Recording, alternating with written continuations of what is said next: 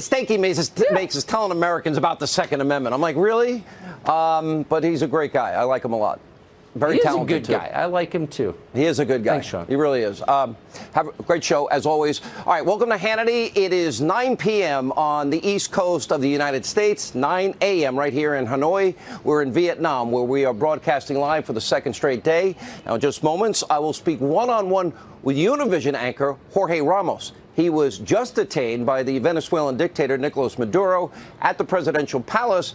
Oh, because the dictator couldn't handle the truth about socialism. An amazing story. Jorge confronted him about a citizen being so desperate. Remember the promises of socialism? They're pilfering garbage trucks for food. The dictator had Jorge detained, took his tapes and cell phone and cameras, and we'll have more on the desperate situation in Venezuela and this confrontation.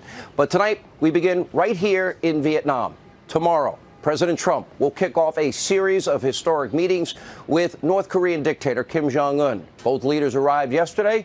President Force on Air Force One and Kim Jong-un via a 60-hour train ride. Somebody buy this guy a plane. I guess maybe it was in the shop getting repaired.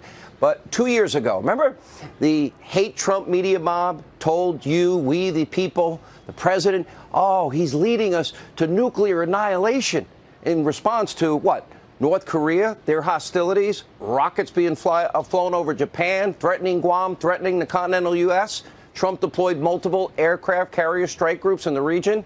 He nicknamed Kim Jong-un Little Rocket Man. He reminded the despot about America's nuclear superiority. He squeezed North Korea's only real ally, China, with tariffs. He deployed the strategy. It's called peace through strength. And all while America's left told you the sky was falling. He's going to start a nuclear holocaust. Little Rocket Man, fire and fury. My button's bigger than yours. This is how the media reacted. The idea of a nuclear showdown with North Korea keeps you up at night? I would recommend deleting your Twitter app. He is not merely being cavalier with a threat about nuclear war. He's being cavalier in a way that makes him seem demented. These are the messages from a person who is not well, from a leader who is not fit for office. President Trump is goading Kim Jong-un to test a nuclear missile again, to prove its reliability, to show him wrong. And fundamentally, I think it comes across as two kindergartners who are jostling each other, except that each has nuclear weapons. Well, here's too late after 100,000 Americans die. After a nuclear holocaust. Or after a million die in Seattle. And that's where we are. This is not an exaggeration. Trump's comments about nuclear weapons have experts worried he could literally inadvertently trigger a catastrophe. They said the same thing when Reagan called the former Soviet Union the evil empire. And per usual, and he challenged Gorbachev, tear down this wall. They're completely wrong again and again. And as you might have noticed, there's no nuclear holocaust. In fact, quite the opposite. What have we seen? North Korea completely stopping firing ballistic missiles over Japan, threatening the region, threatening Guam, threatening the continental United States. They returned the remains of U.S. servicemen, brave heroes who died in battle during the Korean War. They agreed to negotiate the denuclearization of the entire Korean peninsula. Oh, and hostages were returned. A huge deal. And it's not just about North Korea.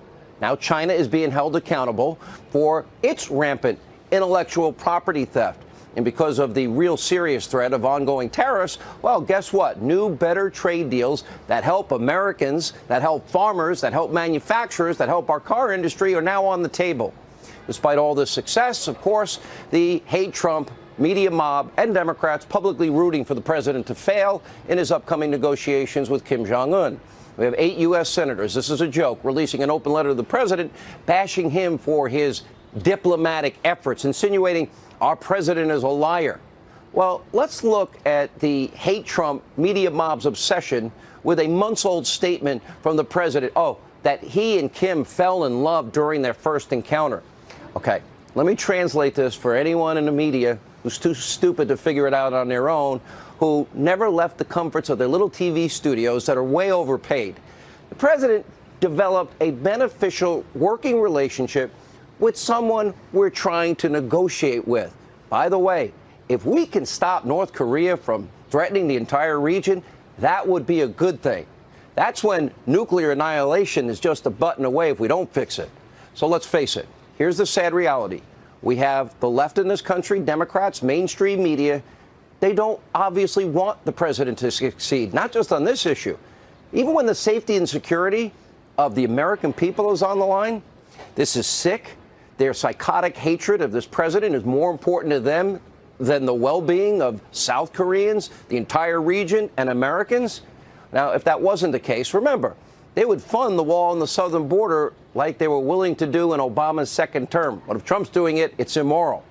If that wasn't the case, they could not have tried to ruin Judge Kavanaugh's life, smear, slander, besmirchment during their botched attempt to block his nomination.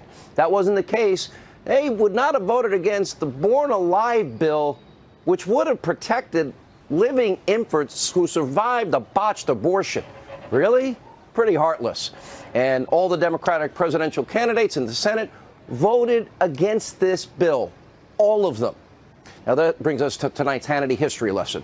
While the left is actively rooting against President Trump because that then gets in the way of their desire for power, well, their own track record in foreign policy has been an absolute disgrace. Frankly, an utter failure. Their failed strategy can be summed up with two words: international bribery.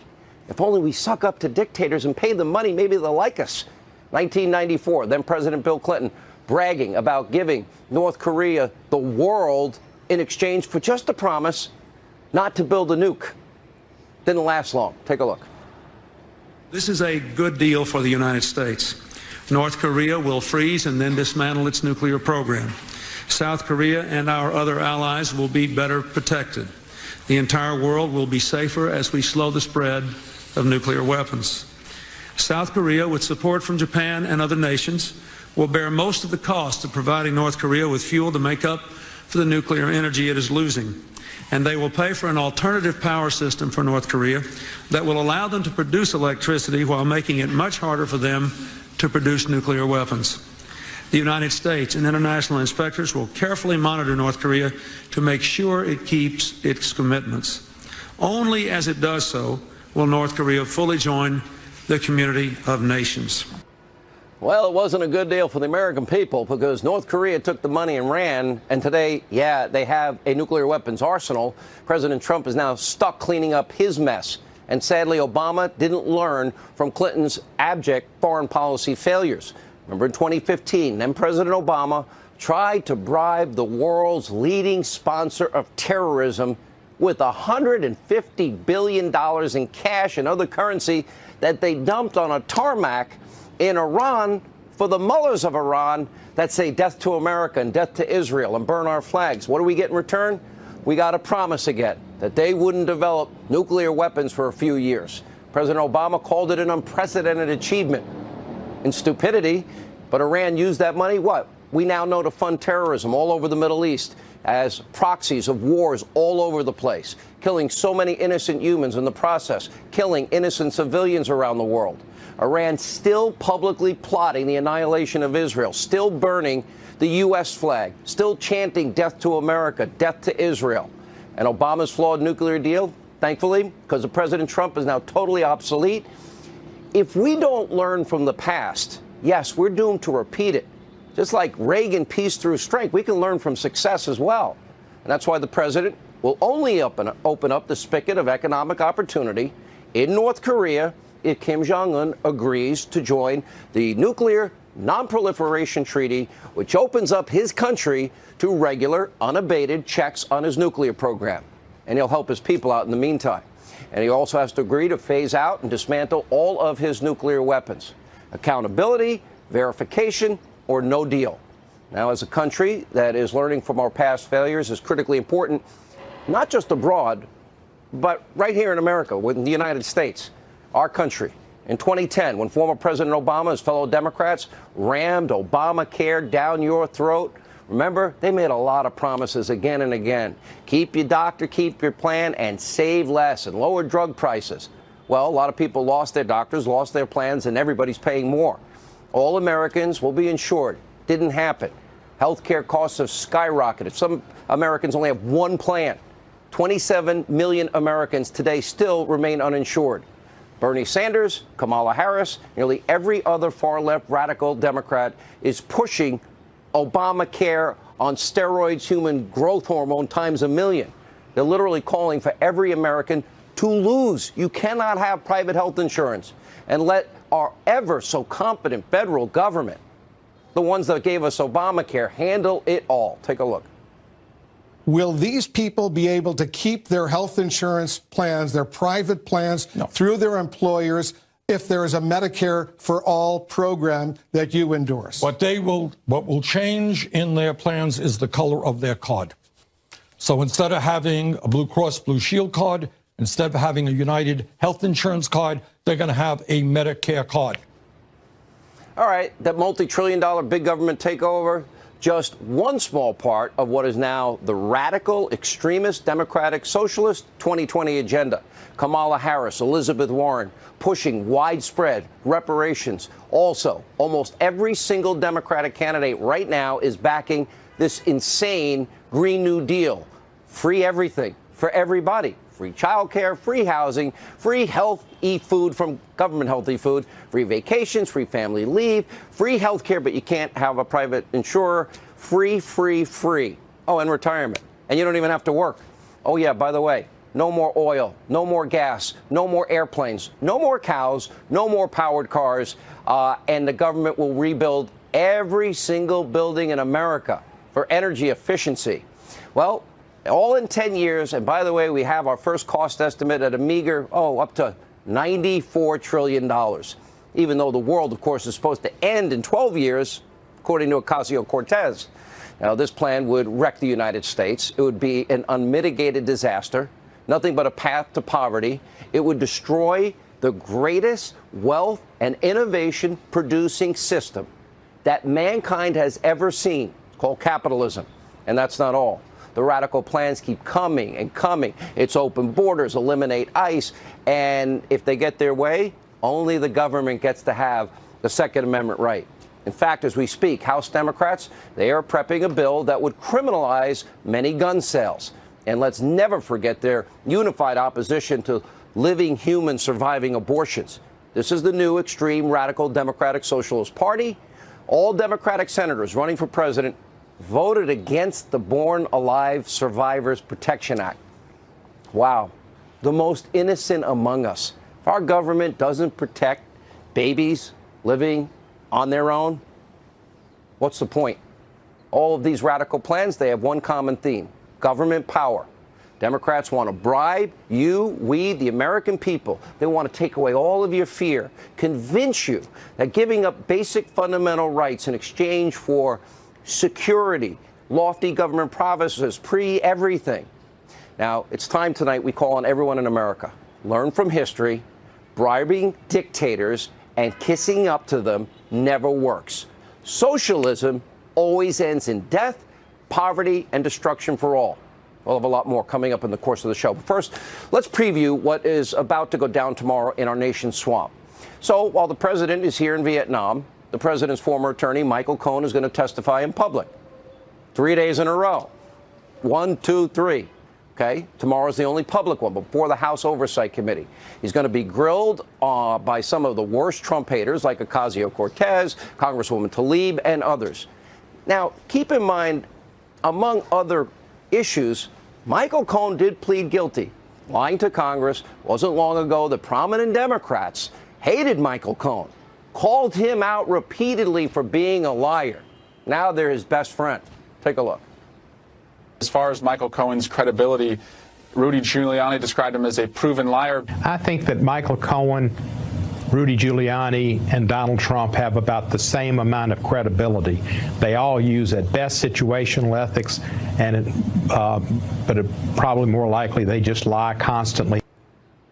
So now Michael Cohen is the Democrats' new best friend forever. Sadly, he's going to report to prison in May to serve a multi-year sentence. And you know what? He and his family have been through an awful lot. Frankly, hell. And Democrats, in my opinion, are just shamefully using him as a political prop, not to learn anything new, but once again to bludgeon President Trump, to make him look bad. While he's in the middle of high-stakes, historic negotiations abroad, here in Vietnam, to keep the world safer. Whatever happened to politics ending at the water's edge? You know, it is a pretty heartless act by a group of people just blinded by all things Trump.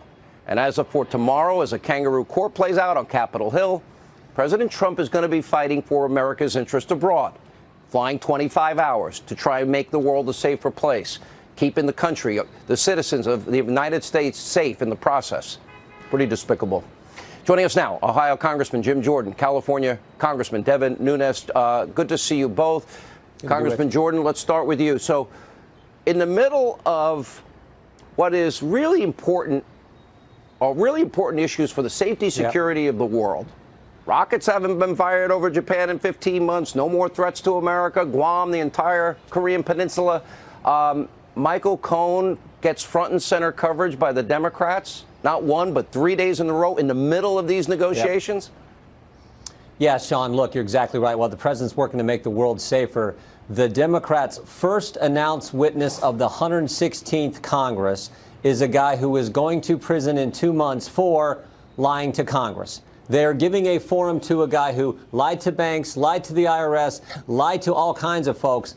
But tomorrow he'll be given center stage to spread more lies about the commander-in-chief of our country. Again, while the commander-in-chief, while the president of the United States is working to make the world safer in meeting with Kim there in Vietnam. You know, Congressman Nunes, first of all, why would anybody that has Michael Cohen's interest at heart, why would they allow him to do this at this point when he's now got it settled? Is he going to be putting himself potentially in greater jeopardy if he says something that contradicts what he said before? Will there be another investigation or some type of threat? Does he have an immunity deal in this case? Well, Sean, congratulations on being in Vietnam on a very august occasion, hopefully historical. Tomorrow is going to be Michael Cohen live in front of Jim Jordan's committee. On Thursday, unfortunately, it's going to be behind closed doors in a classified setting.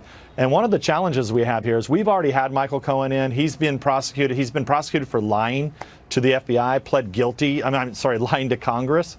So why is he testifying behind closed doors to the House Intelligence Committee? This is not a man who has any classified information whatsoever.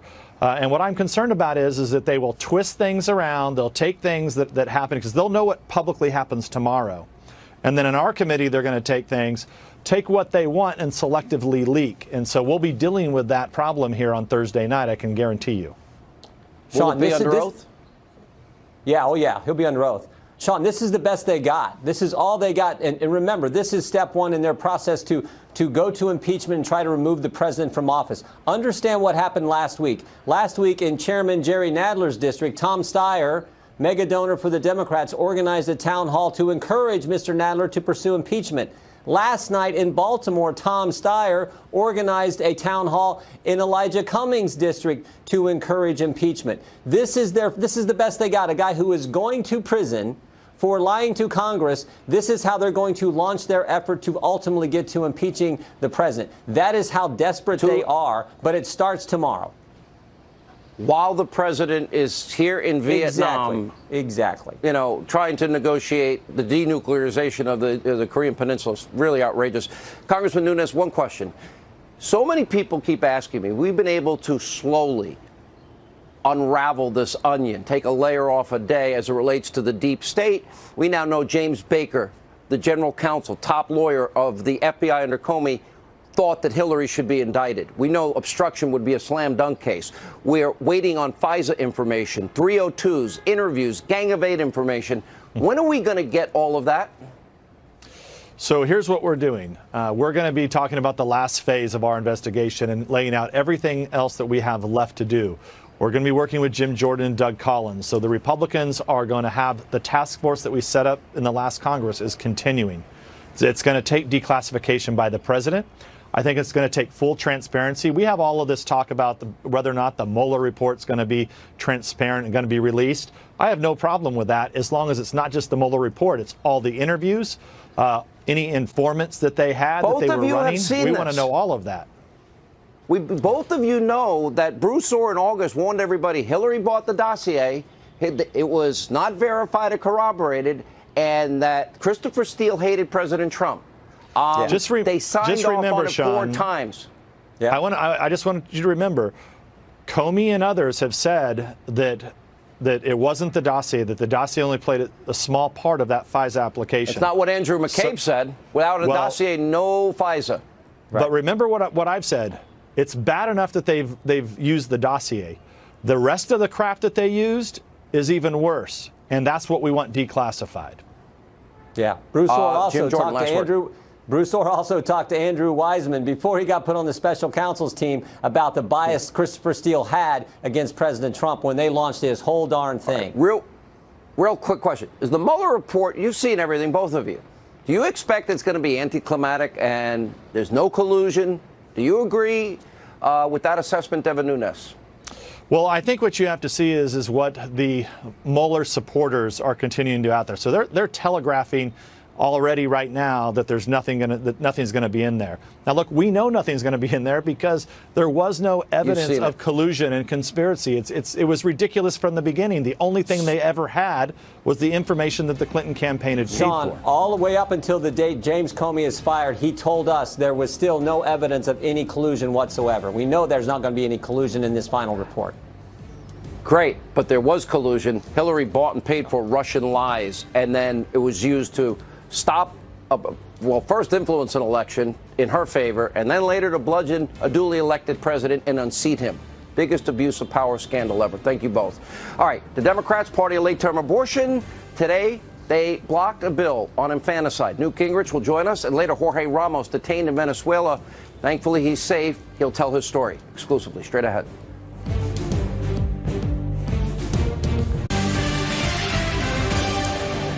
All right, so the Democrats' far-left, extreme, radical agenda now on abortion, hitting new levels of radicalism. Quick reminder, by the way, recent developments. First, New York passed a law allowing abortion up to the mother's due date. Then a barbaric proposal, remember in Virginia, nearly succeeded, would have allowed an abortion while a woman begins labor.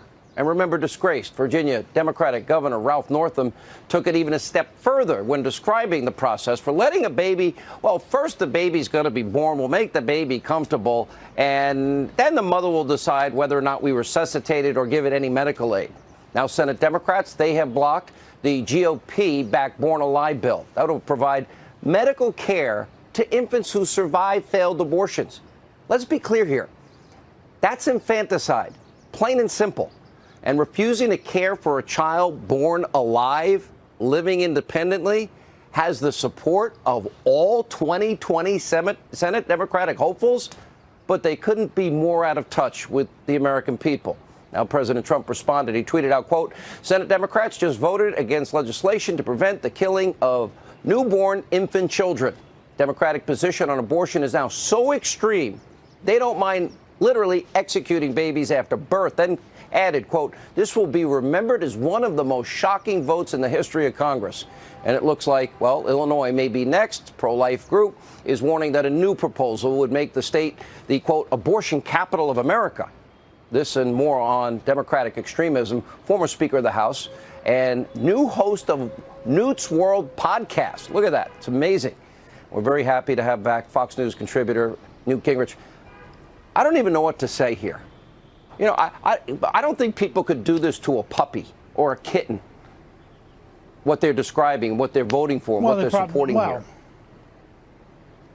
Well, I think most liberal Democrats would be more upset if you did it to a puppy or a kitten than if you do it to a baby. I mean, it's a little hard to understand what's happened psychologically to the Democratic Party that you could have such a lockstep group of people. I think all but 3 of the Democratic senators voted in effect to allow the killing of babies who are already born.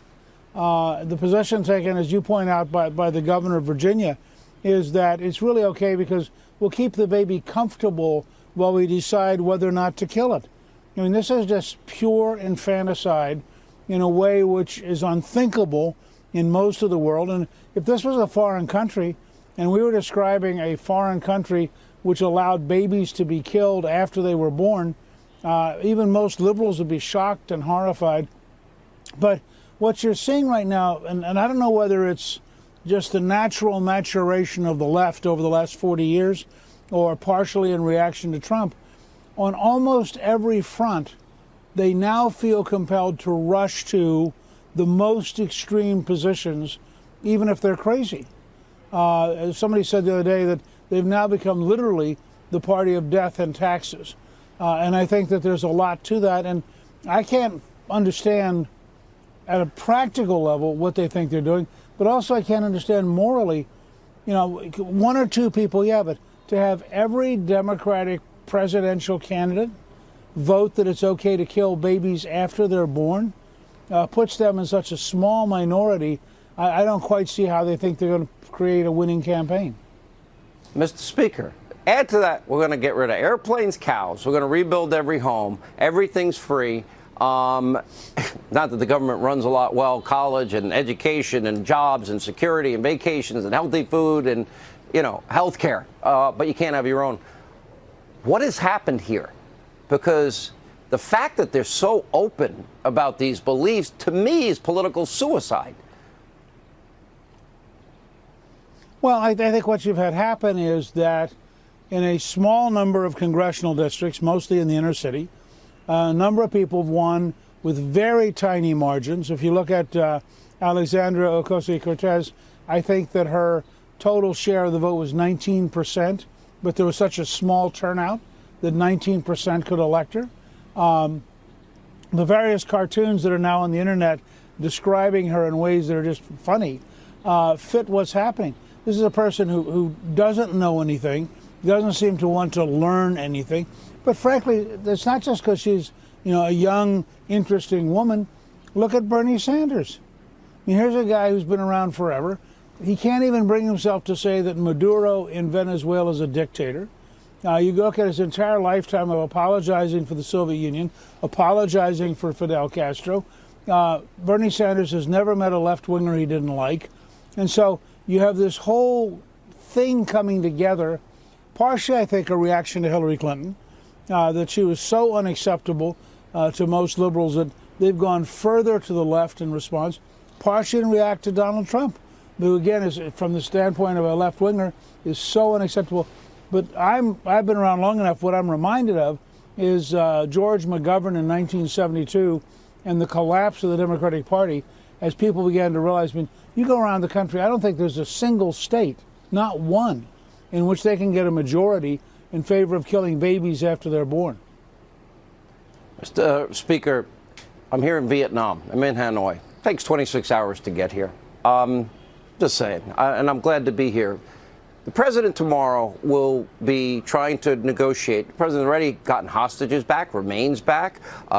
He has, no more rockets are being fired. I think that's a good thing for the world. But at the same time, the Democrats are holding 3 days of hearings tomorrow public while the president's in the middle of negotiations, putting Michael Cohen out there. Whatever happened to politics ends at the water's edge. Look, I think you just have to assume that the Democratic Party has lost any sense of patriotism, any sense of balance, any sense of propriety. And you would think when you deal with something like the Korean War, the nuclear weapons in North Korea, the potential to maybe get a breakthrough, it might work, it may not work, but boy, it's sure a courageous step. You would think that most of the Democrats would have said, well, we can do this next week when he comes back home. But it tells you that the bitterness, the hatred, frankly, is so deep that they can't see beyond their own fratricidal warfare. Very dangerous for the country, I think. I agree with you. All right, Mr. Speaker, we're going to watch a little scary moment for the country, and we appreciate you being with us. All right, when we come back, not only are the Democrats doing Michael Cohen for 3 days in a row, undermining the president's summit, but they're also spending all week trying to block the president's border emergency declaration. They won't win. Geraldo, Dan Bongino, also Jorge Ramos detained after asking the Venezuelan dictator some tough questions. Thankfully, he's been released. He'll join us, share his story. What went down next?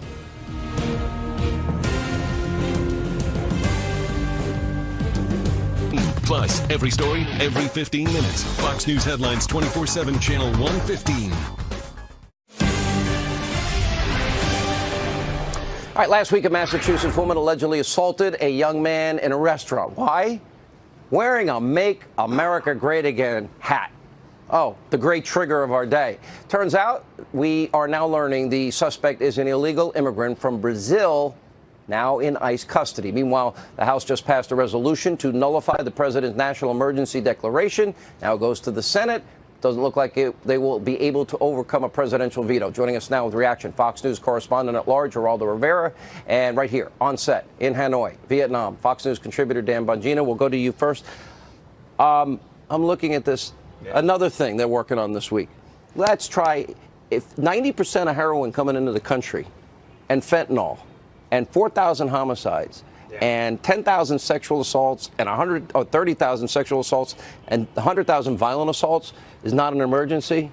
Yeah, I mean, can we just be candid? You have to be an imbecile to believe there's not an emergency on our southern border. I mean, either you're not processing right or you're such a political animal that the fact that there isn't, you know what was weird about this, Sean, is when it came to the obvious emergency situation where those children tragically died, the Democrats were all over the fact that it was an emergency. But now that was an unquestioned human tragedy. Now that that's passed and it's not to be used for political purposes anymore, now it's not an emergency. And by the way, Trump's got them all smoked on this anyway. Between the $1.3 billion allocated, the Milcon budget, and the Treasury funds he's already got the $5 billion. They can play all they want with all this national and everything else stuff. They actually funded. Yeah, and everything else. So he's already got the $5 billion he needs while they play around. And Geraldo, as the president says, keep building the wall. Finish the wall. They've started. They're repairing. It's building. It's being built.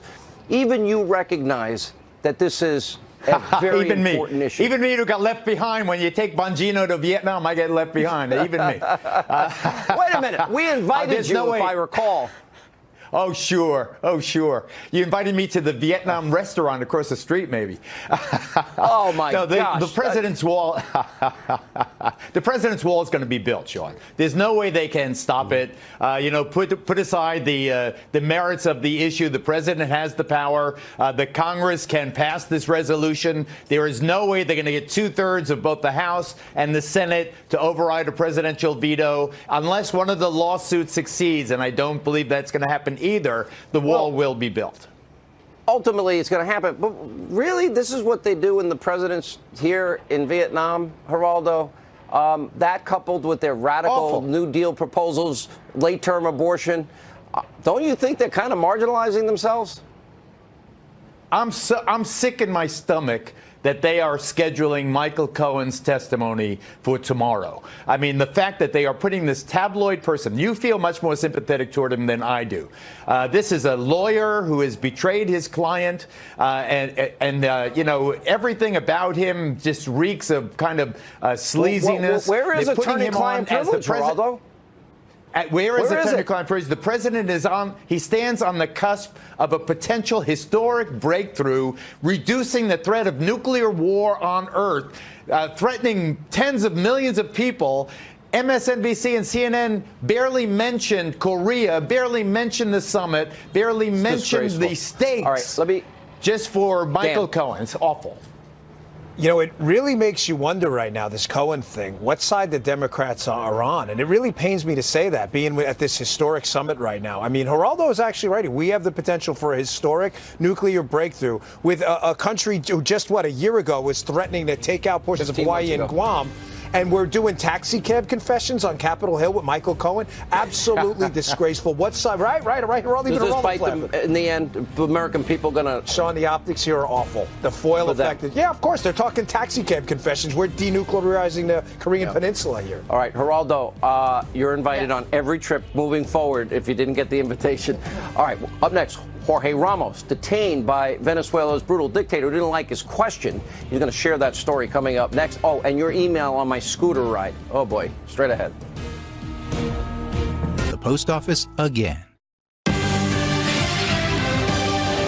All right, as we continue from Hanoi in Vietnam, well, yesterday, journalist Jorge Ramos and Univision staffers, they were detained at the presidential palace in Venezuela after an interview with Venezuelan dictator Nicolas Maduro. Now, apparently Maduro didn't like the questions that were asked and ended the interview when Jorge Ramos showed him this video of hungry Venezuelans eating out of a garbage truck. After being held for 3 hours, the group was thankfully released. Univision News anchor Jorge Ramos joins us now. First of all, I'm glad you're out. I was nervous about what was happening, and we disagree, but I don't disagree on protecting all Americans, whoever they are, wherever they are. And I said it last night, and I mean it. I'm saying it to you personally.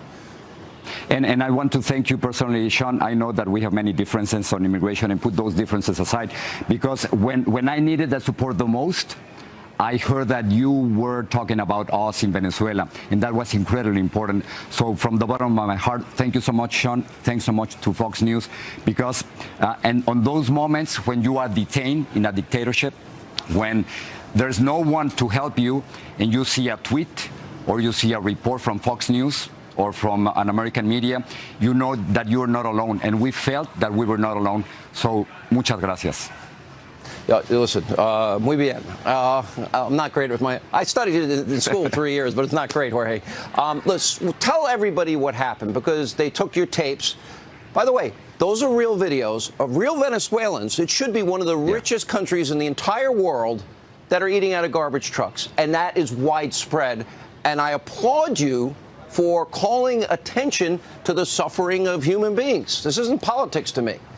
It is terrible what's happening right now in Venezuela. There's a humanitarian crisis. The minimum wage, Sean, is $5. Not $5 an hour or $5 a day, $5 a month. That's the minimum wage. So that's why there's so much hunger.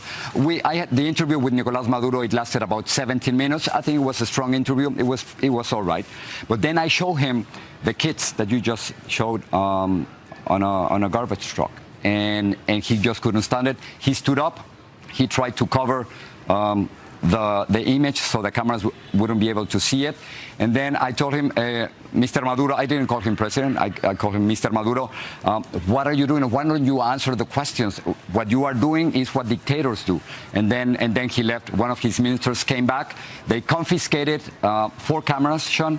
They took our tape cards where we actually store the interviews, and then they detained us for 2 hours. They took away our cell phones, and at this point, we don't have the cameras, we don't have the interview, and they gave my cell back, although all the cell phones from my colleagues, they're still in Venezuela.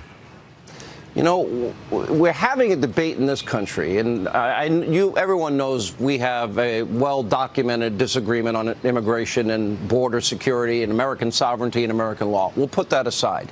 But, you know, I look at a country like Venezuela, all the grandiose promises, we'll take care of everything, we'll do everything, government, socialism, it fails. And I'm just curious, as you see these arguments being made in our country, about 70% tax rates, marginal rates, guaranteed education, health care, jobs, security, everything, college. I'm wondering if you see the dangers as I do, how socialism does almost universally lead to poverty and false promises. What I saw in Venezuela is that the 20-year-old revolution, it started with Hugo Chavez in 1999, has failed completely. You have more than 3 million Venezuelans living in the country. Inflation is 1,000,000%. If they pay 1 bolivar today, it'll be 1,000,000 bolivars in a year from now. And people are dying. I went to a hospital, Hospital Vargas, and then one woman, she had lost a family member. And you know why? Because they didn't have $30 to pay for antibiotics. So the experiment in Venezuela has failed completely. And you know something, I really appreciate the freedom and the liberties that we have here in the United States. You know, we know that I have my differences with President Trump, but this is the difference. You can criticize the President of the United States, and I can go home and nothing happens to me, Sean. But if I criticize the dictator of Venezuela, they confiscate my cameras, they take my interviews, they detain me, and then they expel me from the country. Those are two big differences. Last thing I'll add, and this is a political point that I'll make, you know, Obama, 8 years, 13 million more Americans on food stamps, 8 million more in poverty. Obamacare, Millions lost their doctors, their plans. They have one option, and everybody paid more. Those are the false promises, I think, of socialism and the danger. And under Donald Trump, look at this. Record low unemployment for African Americans, Hispanic Americans, Asian Americans, women in the workplace. And I come from very blue-collar roots. I want the forgotten men and women in this country and, frankly, the world to have the blessings of freedom that we take for granted. As I can see here in Vietnam, a lot of poverty. And I understand your political point, and if you allow me, in this case, especially for this intervention, you got about 25 seconds.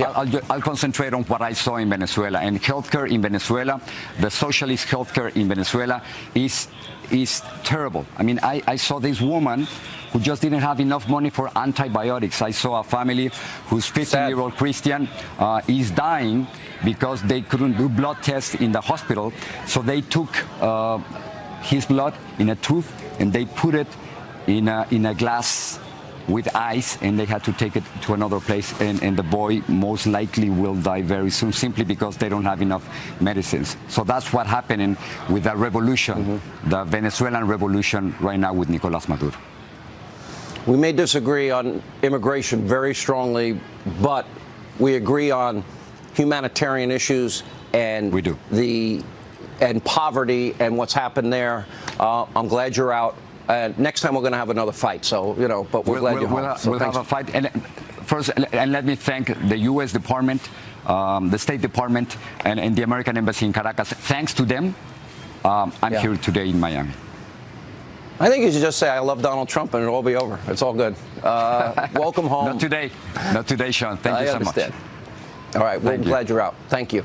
Coming up next, big announcement you don't want to miss. And, yeah, a lot of you had email about my scooter trip.